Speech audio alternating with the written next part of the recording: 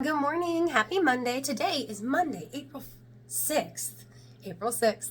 And I am your morning witch. And it's Monday and it's Moonday. And last week, if I hadn't been so down and out, this is the message I would have given. And it's still very valid. So let's talk about Moonday.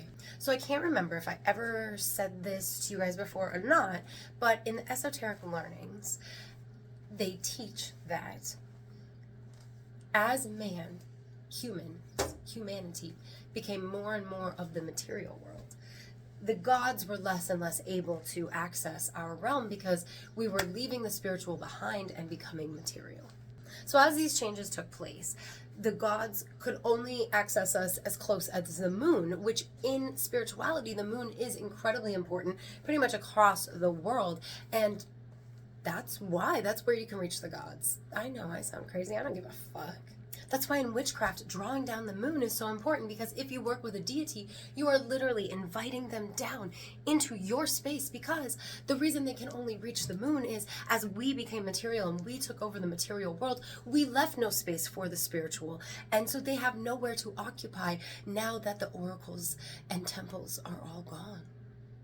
And there is a point about Moonday and the deities at the moon, I promise you. A reason that the full moon or moon phases are great times to do different kinds of workings with the craft is because deep down we understand that that is how we can access the spirits that we are trying to reach one way or another, because we're working through the phases of the moon to reach out to them. Some belief systems think that the reason the moon gets so bright when it is full is because of all the deities there. And I like that idea, although I can't remember who came up with it.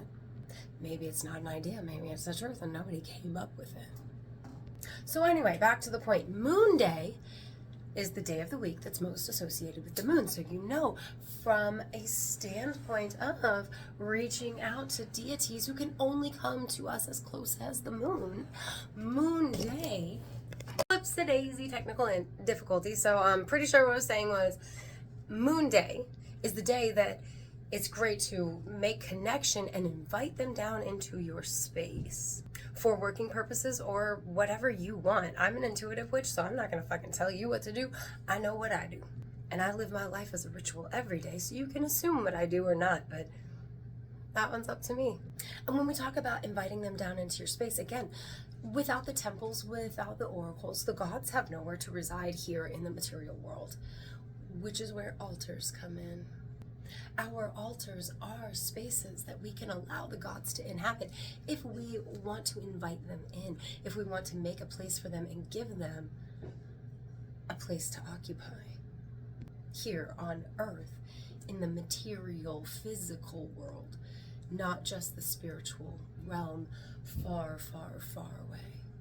I'm not telling you to build an altar. I'm not telling you to find a deity. I am saying if you practice with deities and you would like to invite them down, Monday's a great day because it's Moonday. The full moon's a great time because they reside at the moon and no closer than the moon without our invitation. Although I do choose to believe that under great circumstance, maybe they are able to make their way down. But again, esoteric teachings, I have learned that that's not, now that it's the material world and not the spirit world or the vegetable world anymore, there's no space for them because we've become too material. And that's why it's up to us to not be so material. I don't know, that's up to you. These are my beliefs. You take them as you please. The magic is there if you would like to see.